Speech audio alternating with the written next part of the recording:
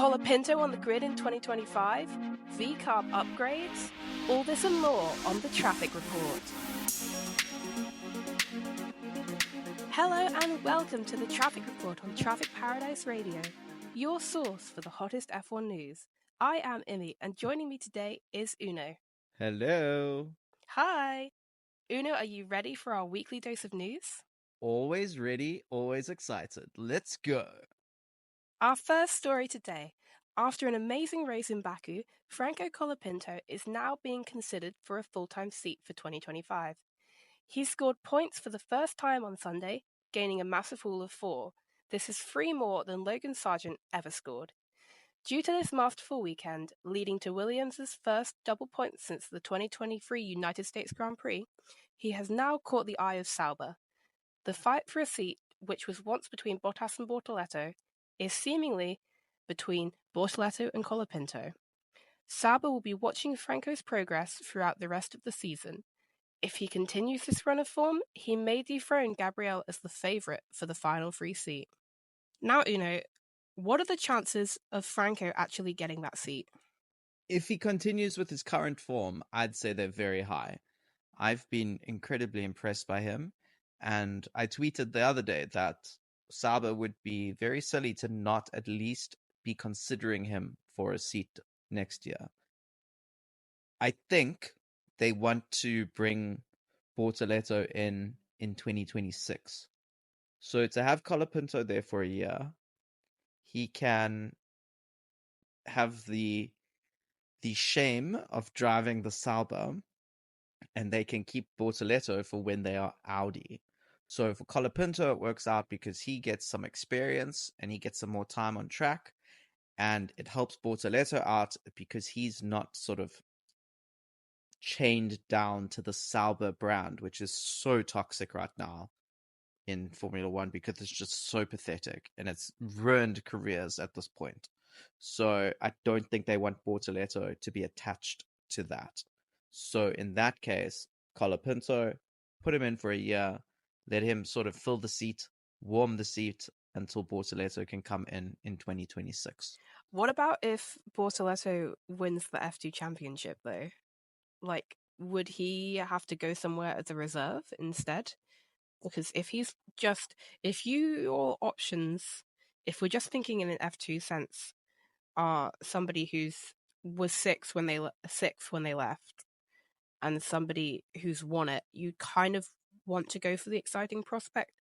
But then I guess it also kind of depends on if Franco can continue scoring points in this Williams, he will be the exciting prospect no matter what's happened in F2.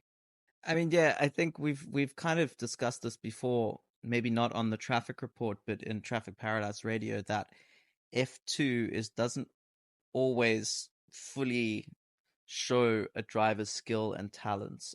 Logan Sargent came second in F2, I believe, or third, and he's been replaced by the guy who, as you stated, is currently sixth. Bortoleto could win it, yeah, and then it will be unfortunate for him because he won't have a seat in F2. I also don't think Sauber is in any kind of rush. They've got the rest of the year. They don't have to do anything. They're the only team that's available. So any driver that wants to drive will be knocking on their door asking for a seat. So they have the time to wait it out, see what happens. If Bortoleto does win F2, maybe they've got some sort of agreement with him. If he wins it, then he can come through. So they're waiting on that. I'm not sure. But I do think they have time to sort of evaluate both drivers over the coming few months, and then they can make a decision based on that. Oh yeah, absolutely. I mean, Sauber can just sit back and watch for the rest of the year and see what happens, which I think is kind of a really nice place for a team to be. It's mad to me that it's the worst team on the grid. Well, I guess because everybody else has already snapped up their seats, but they basically have inelastic demand. Oh, because I took economics at school, throwing in some lingo there. Because this is the only option. None of the drivers who are up for the seat care about how bad the car is. They care about the fact this is your only opportunity to drive in F1 is with this team, which could be good in a couple of years. And so maybe it's good to put yourself in there now and work with them. But Yeah, they just get to sit back and evaluate forever, and they don't have to worry about anybody else. I mean, because I guess in a way, the two people they wanted the most, Sainz and Ocon, already got snapped up. So maybe they did already have that happen to them. But I mean, who would really want to go there willingly? They've got Bottas currently. Oh, yeah, he's willing. He's willing and he's capable. He's a race-winning driver. He's got a lot of experience.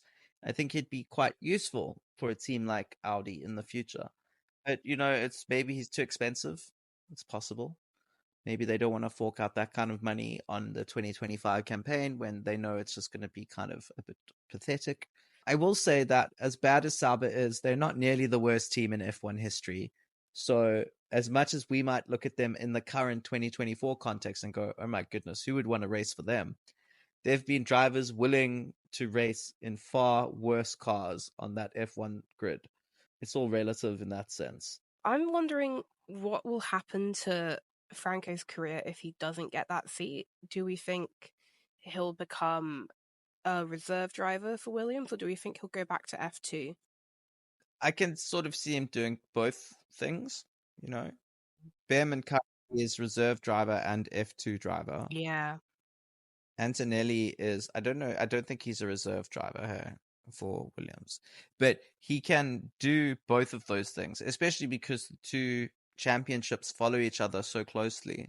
I mean, it doesn't really, he's there, he's at the track if he's needed, and he can continue in F2. I don't think it will hurt his career to do another year in F2, especially if he continues to show this form. People will see what he's capable of, and they'll remember him for the future. There's lots of drivers who leave Formula One and come back again, and it's not like he's leaving because Williams don't want him. It will be he's leaving because there's not a space for him, but he's shown that he's a valuable person to have. So I think other teams will keep that in mind for the future. Maybe things don't work out for Doohan, for example, at Alpine, or even Behrman or Ocon at Haas. Then they might start thinking, hey, maybe we want someone else for 2026. We've watched Franco race in 2024. We thought he was really good. Let's bring him in instead. Anything could happen. You never know how these things are going to turn out. So I think all he has to do is make sure he puts in consistent, good performances, and the teams will remember him and keep him in mind for the future. Yeah, I mean, if anything, it's the opposite of a bad thing for his career, because realistically, he would have done a second year in F2 anyway, right? No, he was no team's sort of future. Nobody really had their eyes on him because Williams were busy chasing Sainz, so they weren't going to look back to their driver academy for anybody else. And I mean, that's kind of the only opportunity he had was with Williams, because every other team's got all of their rookies in their driver academies and whatnot and whatnot. So for him to have this F1 experience, it's only going to be good. And then if he has to go do another year in F2, that's what he would have done anyway. I wish good things for him, but yeah, I think this is good. Yeah. Good luck, Franco. Yeah. We shall wait for you to return to F1.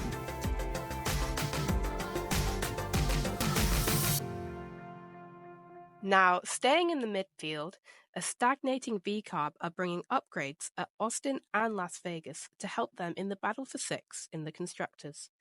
The VCARB 01 will receive a new floor cum coater and a massive revamp with RB20 parts by Vegas. I'm wondering if these parts will help them or if it will be like Spain again and we'll just sort of go backwards. Well, it all depends which Red Bull parts they're bringing, because clearly some of them are better than others. I think any upgrades at this point that are from the Red Bull team will improve the VCARB to a certain extent. A lot of the parts on the VCARB are already from Red Bull, so to add more parts from Red Bull doesn't seem like it would be a bad thing. I do kind of wonder why they've waited so long. The car was good like in Miami, those first sort of 6-7 races, and then they started falling off. At that point, they should have said, look, the upgrades we've bought have not worked. Let's slap on some Red Bull parts and go from there. They always had that option. I think they were very, maybe, I don't know, they were full of hubris to think that they could do it better than things designed in part by Adrian Newey and his team. So They should have just gone for the RB20 parts the moment the upgrades didn't work. The fact that they've waited so long to do it is really silly, in my opinion.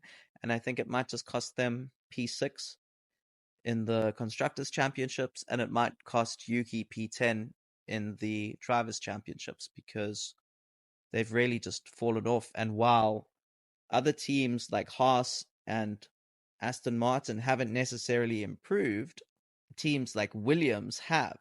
And now Williams is eating into the points that really VCARB should have been challenging for on a consistent basis. It might be a very sad story at the end of the year when they realize that they're sitting actually in P8 because Haas and Williams overtook them. Meanwhile, they were aiming for P5 and supposed to be challenging Aston Martin. So I think these parts are going to be very revealing in how wrong VCARB were early in the season for doing the upgrades that they did. A lot of people like to act like the RB20 is a horrible car now, but it's still a front-running car. They've obviously had developmental issues that have been going all the way back to Spain of 2023, so there are issues with it. But I imagine if VCARB are getting any parts, they're not going to be the parts that Red Bull now knows have issues. They're going to be good parts, and it's still a top-tier car. So, it's going to be an upgrade. I don't see how it'll go backwards this time. I think this will be a fix. I am wondering, who do you think will finish 6th in the Constructors? At this point, I think it will be Williams. If VCARB don't fix something, it will be Williams. So, Williams currently have 16 points, Haas have 29 points, and RB have 34 points. There are, I think, is it 6 races left or 7? 7. 7 races left. So let's say Williams can pick up 3 points a week. For 7 races, that's 21 points. That would put them on 37 points, which is 3 more than RB. So I don't know, because if RB has one decent weekend, then that's done for. Yeah, but RB haven't had a decent weekend in like 5, 6, 7 races. I think they've made 1 point. I guess we'll get a better picture after these upgrades. Yeah, on their current trajectories, RB will probably only score another 3 points this year if they're lucky. Obviously, Haas, I would say Haas probably have a better shot of it, but the Williams is better than the Haas. So unless we get some more Magnussen craziness that helps Nico get into the points more often, Haas is also going to struggle to pick up enough points to defend that position from Williams, because, as I said, if Williams are consistently picking up 3 points every weekend, then there's a problem, because Williams will come 6th if that happens. The whole year we thought it was between Aston Martin, Haas, and RB, and now Williams have decided, no, we want in on this action too. So I think P6 is still very much up in the air, and it all comes down to which team can really bring it together over these final few races of the season and implement the best package and strategies that they possibly can to ensure that they get the points they need to secure P6 in the championship. Yeah, and I mean, I guess Williams' issue is just that they've gone from like a low to a high instead of being more sort of consistent, because they have had weight issues for so long that they've only just been able to get rid of. They've had this really good midfield car for a while. They've just had added weight that has hampered it. Even still, they've been able to score some points with that added weight. So that should highlight that it is a good car, but they hadn't been able to get rid of that weight. And so that's put them on the sort of back foot coming into this battle for 6th. But I think anywhere will be a good result for them. And all we can definitely say is that it won't be Alpine. And that's actually also a bit sad for them, because at one point Alpine were actually challenging for those P10s, P9s in the races. Yeah, they fell off a cliff. I mean, they started the year badly, they picked up the pace, and now they've fallen back again. VCARB started relatively strong and then fell off. Haas has kind of been up and down the whole year, and Aston Martin started out a lot stronger and sort of fell back to mediocrity. But they're all kind of more or less on the same trajectory, and then you get Williams who's just pointing upwards. And that's where the problem comes in for the other teams. Woo, Williams. No, I don't want them to beat VCARB. Like, ugh. I know VCARB is the worst team name. I know it's just like an amalgamation of like the worst capitalistic ideals and just like brand name, brand name, brand name. Let's sell a whole bunch of merch and stock and whatever. But it is my team, and I want them to do well. See, I don't like Williams, but I do like their drivers. That's what I will say. We should have Claire Williams back as team principal, only purely because she has a very soothing voice, and I like it. Claire Williams is awesome. I miss her. She was a great presence to have in the grid.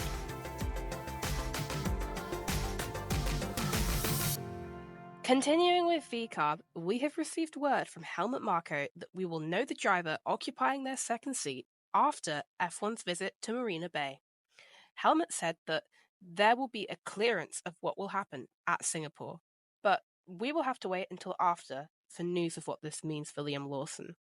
Furthermore, as of this Tuesday, Ayumu Iwasa has been announced as a VCARB reserve driver for 2025, so Liam can't just retain that role.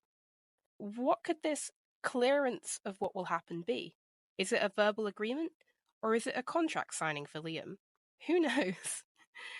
So, Uno, what do you think will happen to Liam's career if he doesn't get that second seat? I'm not sure, hey, because he was kind of the Wunderkind or the wonder child of Formula One last year. He was the rookie who came in and amazed everyone with his prowess in Singapore. And now we're sitting a year later, and we've got Ollie Behrman, we've got Franco Colapinto, who have arguably done better than Liam did. A week ago, we would have been talking about how Sauber is considering maybe asking Red Bull to loan them Liam Lawson for 2025. That doesn't seem to be on the cards anymore. And I think that, it's the problem with being like a shiny thing, a shiny new thing. There's always a new shinier thing that comes along and sort of tarnishes your brand.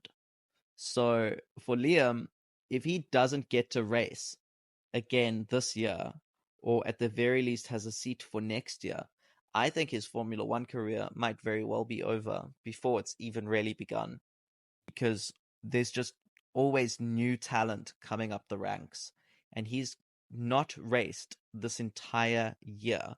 Now, I know Oscar did the same, and it worked out fine for him when he went to McLaren, but not everyone's going to get that opportunity. So for Liam, if he doesn't have a seat next year, I think his career in Formula One is over, and he's going to have to go back to Super Formula or go on to another series where he'll surely do very well, but it's not going to be Formula One. And I think he needs to ask some serious questions, if that does happen, about the Red Bull team, how they've treated him, and the promises they've made to him, because it should make all of the Red Bull juniors sit up and take notice that Red Bull has prioritized people like Daniel Ricciardo or Checo Perez. Daniel Ricciardo, who is a former Red Bull junior, who left the Red Bull and came back as a reserve driver in his 30s and then got promoted to the junior team. And then someone like Checo Perez, who was never part of the Red Bull program, but was brought in to support Max in his championship bid. Those spaces for the junior drivers are just not there anymore. Yuki is going to be in his 5th year at Formula One and still in the junior team because there's no movement at the top. If I were a Red Bull junior, I'd seriously consider looking at maybe a McLaren position or a Mercedes position or a Ferrari position, maybe trying my luck there, because it doesn't seem like there is any space in Formula One for the Red Bull juniors anymore. Aren't the Ferrari Academy notably bad for not promoting drivers though? Isn't Charles the only one from the Ferrari Academy that's made it to Ferrari? Well, they put them through junior teams, and then they see see whether they're good or not. It's not saying that Red Bull juniors have to go to Red Bull, but they have a junior team for that very reason. For Ferrari, they use Haas. Mercedes use Williams for that purpose. They'll ask Williams, hey, will you put this driver in so we can see what they're like, and we'll sort of help you pay their salary or whatever it might be. Those sort of things happen all the time in Formula One. So there's definitely, it's not a guarantee that you're going to get into the top team, but it at least gives you a shot. It gives you a chance to show what you're made of. And it doesn't seem like the Red Bull Juniors are getting that chance anymore. If I had to put money on it, though, I would put money on Liam having that seat. I think Ayamu getting the reserve driver role for 2025 really tells it to me, because if you had to pick somebody to be your reserve driver, you would want somebody experienced. So Liam, though I guess you could argue, if he doesn't get the seat, why would he want to stay as a reserve driver, even if they were offering it? Would he rather not walk? So I don't know. Maybe I wouldn't put money on it, but man, I just think you can talk in, oh, so and so deserves this, so and so deserves that, but at the end of the day, it is about, are you fast enough, not how hard you've worked. So I went from being really confident to really deconstructing my own argument there. I But think I still think Liam Lawson has the best shot of getting that second VCARB seat. I think so. I think it's very unlikely that Daniel Ricciardo is retained at the junior team. If he isn't promoted, he's going to move on to another series, or he's going to try his luck for the Sauber seat. But I think he will just rather maybe move to another series. His whole point of becoming the Red Bull reserve driver was to get back into Red Bull senior team. And if that's not happening for him, he's going to walk, I think. Yeah, I mean, if I were Daniel, I wouldn't want to stay. They don't like to call themselves a junior team, or they do now. It changes every week. It But depends who's talking. If it's a bit Horner's talking, it's a yeah, sister team. If Marco's talking, it's a junior it's team. a junior. Yeah, I mean, I wouldn't want to stay there forever. Like 2023, 2024, and obviously 2023, you can't really count that as a year, but still, he's been there and he's not, I mean, he's not doing badly by any stretch, but he's not excelling either. And I don't know, I'd rather, if I were him, try my luck somewhere else. So we'll see. The thing is, you're never going to achieve glory in that team. In that team's entire history as a Red Bull Junior team, they've had 2 wins, and they were both like sort of from these frantic, crazy races that Sebastian Vettel and Pierre Gasly were able to pull a win out of. I can't complete that sentence, but they were able to magic a win because of the circumstances, not because of the car, but because of the circumstances. So the chances of you even getting a podium in that car are so slim that it really does work well as a training ground, but it's not good for a long-term F1 career. It's why Pierre Gasly left. It's why Yuki Tsunoda is so keen to move on from that team, whether it be to the senior Red Bull team or to another team where he can try and get better results, because you are sort of limited there. And I think for Daniel, that limitation is going to become untenable and he'll want to leave, basically.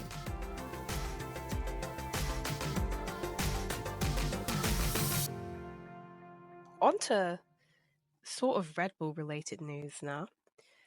After yet another weekend of watching an underperforming RB20, doubts of Max's loyalty to the team continue to simmer. Lawrence Stroll has set his sights on Max, with the signing of Newey being a point in his favour. Stroll has an aim to get Max for 2026, possibly diverting Lance to Aston Martin's World Endurance Championship team if he can secure Max. Talks are reportedly already in progress. Although Verstappen is contracted to Red Bull until 2028, Helmut Marko has admitted that there are performance-related clauses in that contract. Marko has admitted that Aston Martin is a viable destination for Verstappen, since Max drives where he can win and Aston Martin has the most modern factory. With ever-constant Max to Mercedes rumours also swirling, where he ends up may be a mystery, but it's becoming more and more likely it won't be Red Bull. Now, Uno, where do you think Max will end up? I think he's going to end up in another racing series entirely. I think he's going to get bored of Formula One. I think he's going to get bored of the politics of Red Bull. He's not going to see a viable opportunity for him to perform at the top of his game immediately, and he's going to seek greener pastures in another racing series and perhaps return to Formula One at a later stage. Do you think this is as soon as 2026? Yeah, I do. Aston Martin's not going to be ready in 2026. I don't think Red Bull are going to be ready, but he'll know more about Red Bull's progress than any other team. And it looks like Mercedes will possibly be ready. If he can get in at Mercedes, then maybe, but is also still a question mark as to whether or not they will be the right team to join. And I think he'd rather take a year off and wait to see which team is the right team to join and then join them. Because I don't think he likes this business of racing in like P6. He doesn't like it. And I think he actually struggles in that situation. I'm not going to lie. I know he's a very talented driver. I'm not saying he's a bad driver. I just think he struggles when he's not at the front of the grid. He wants to be racing for wins. He doesn't want to be racing for 4, 5, 6, 7 points. You don't get 5 or 7 points. But anyway, I mean, you can if you get the fastest lap. But that's besides the point. Max wants to win. And if he can't win, he doesn't want to be there. He's that kid that if he doesn't win, he's going to take his ball and he's going to go home. You know, he's like literally like that child. And you know what? He has every right to be, because he is a world champion. He's one of the greatest drivers in Formula One, possibly of all time, but definitely right now on the grid. And there's no reason for him to hang around at a team where he can't win. I mean, he has been sort of chucking around lol, what if I just retired? Like in press conferences. So it's definitely a possibility. I guess it will just be, I'm sure any team will share as much data as they like legally can with him to try and get him on board. So we'll have to see how quickly Aston Martin can progress. I mean, they probably won't be ready by 2026. Realistically, they won't be. But who knows? Maybe Adrian has this. I mean, he doesn't though, because it's going to be less downforce based, isn't it? Or am I talking out my ass? No, well, I mean, he's an engineer. He'll make it work with what they've got. You know, Yeah. there's always little things you can do. So even if it's not really about the ground effect, there are still things you can do on the car to make it better at that sort of thing. So yeah, Yeah, so maybe Adrian can do something remarkable, maybe not. here's a scenario for you. Max leaves at the end of 2025. He goes to Aston Martin, but in another series. Okay. So Ooh. he signs with Aston Martin, does like WEC or whatever it might be, and then waits to see what their car is like in 2026. And from there, decides whether or not he wants to join their Formula One team. I can see that happening far more than I can see him blindly going to Aston Martin in 2026 without knowing what they're capable of. Because yeah, you say they can share data, but like, is that data accurate? And what does that data mean in comparison to other teams? Because maybe other teams are also showing good data, and you know, it could be a lie, it could be a manipulation of data to make it look a certain way, and it could also just be too early to tell whether that's a good thing or not, because other teams might do better than that.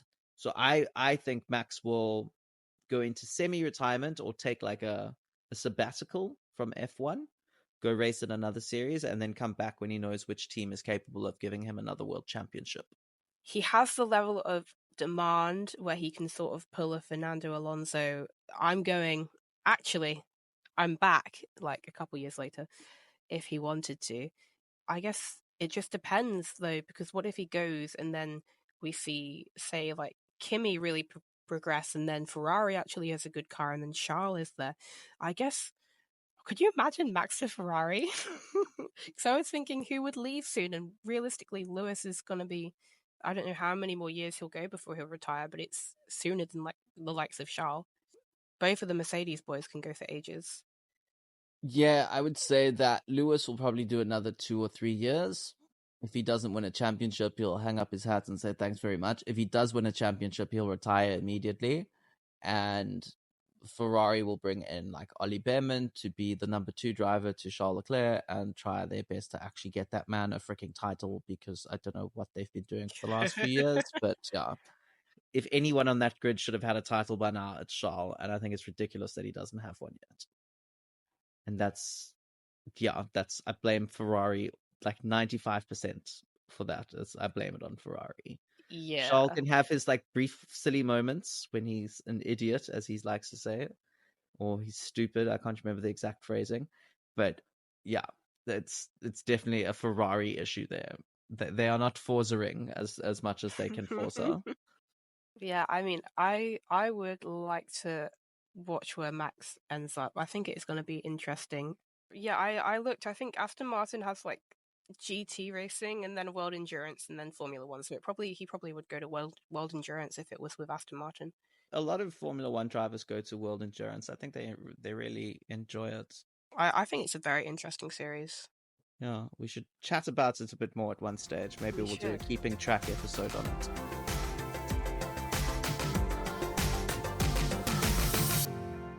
Okay, now in the talk of other car series, the IndyCar season has now concluded. This means that Pato Award's responsibilities are now shifting to being McLaren's reserve driver. With these responsibilities comes an FP1 session at the Mexican Grand Prix. Being able to drive in front of a home crowd will be a really emotional and wonderful moment for Pato, so I can only hope that it is a nice and clean session. Vamos, Pato, vamos. Excited to see him on track in the McLaren, even if it's just for a free practice session.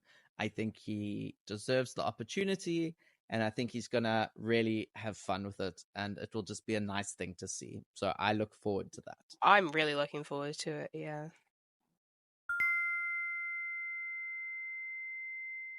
Finally, a touching story from the world of motorbike racing. Following the death of Italian racer Luca Salvadori in an accident last week, his rivals in Italy's National Trophy 1000, Filippo Rivelli and the Pistard team, have withdrawn from the final two rounds to ensure Salvadori wins the championship posthumously. Pistard team founder Gianluca Gillespie stated, "Luca was a great guy. Good, sweet, nice, sunny. Those like me who had the pleasure and good fortune to meet him in person know who Luca was. With Filippo Rivelli, we talked about whether or not to go to Imola.